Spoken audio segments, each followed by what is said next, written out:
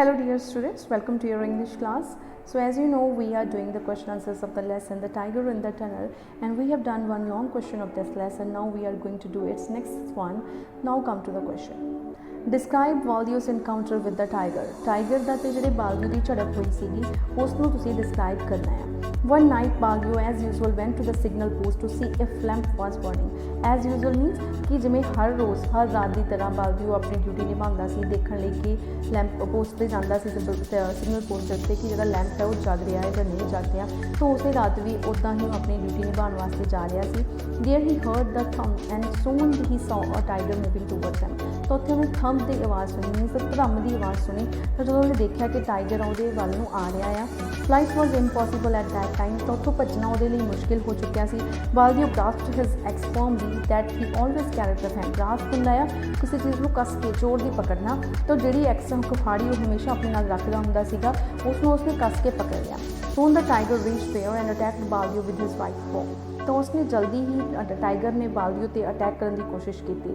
ਬਾਲਦੂ hit the tiger's shoulder with his axe. ਤਾਂ ਕੁਹਾੜੀ ਦੇ ਨਾਲ ਉਸਨੇ ਮੋਢੇ 'ਤੇ ਅਟੈਕ ਕੀਤਾ. The tiger roared loudly with pain. ਤਾਂ ਟਾਈਗਰ ਜਿਹੜਾ ਸੀ ਚੀਕ ਉੱਠਿਆ ਤਕਲੀਫ ਦੇ ਨਾਲ. Baldu again threw his axe at the tiger with full force.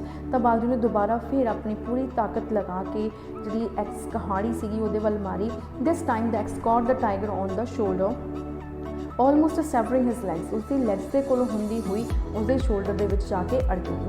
Unluckily the axe got stuck in the bone of the tiger. ਤਾਂ ਟਾਈਗਰ ਦੀ ਜਿਹੜੀ ਹੱਡੀ ਸੀਗੀ ਉਹਦੇ ਵਿੱਚ ਉਹ ਸਟਕ ਮੀਨਸ ਉੱਥੇ ਅੜਕ ਗਈ, ਉੱਥੇ ਹੀ ਰਹਿ ਗਈ, ਉਹ ਨਾਲ ਲੱਗੀ ਰਹਿ ਗਈ ਉਹਦੇ.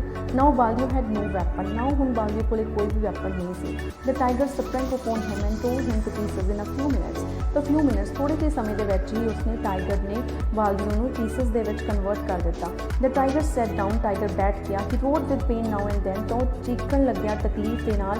He couldn't notice that the train was coming. ਤਾਂ ਉਸਨੇ ਦਰਦ ਦੇ ਵਿੱਚ ਇਹ ਵੀ ਨੋਟਿਸ ਨਹੀਂ ਕੀਤਾ ਕਿ ਉਹ ਟ੍ਰੇਨ ਆ ਰਹੀ ਆ. When he realized it, ਜਦੋਂ ਉਸਨੂੰ ਪਤਾ ਲੱਗਿਆ, he tried to run on his wounded leg. ਤਾਂ ਉਸਨੇ ਜ਼ਖਮੀ ਲੈਗ ਦੇ ਨਾਲ ਉੱਥੋਂ ਭੱਜਣ ਦੀ ਕੋਸ਼ਿਸ਼ ਕੀਤੀ, but it was too late. ਪਰ ਹੁਣ ਬਹੁਤ ਲੇਟ ਹੋ ਚੁੱਕਿਆ ਸੀ.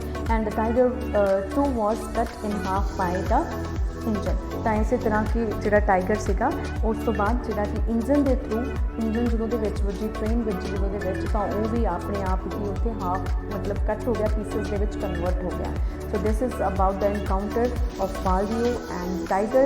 Hope so you all have understood. Now it's your turn to learn the question and write this question too. Thanks and have a great day.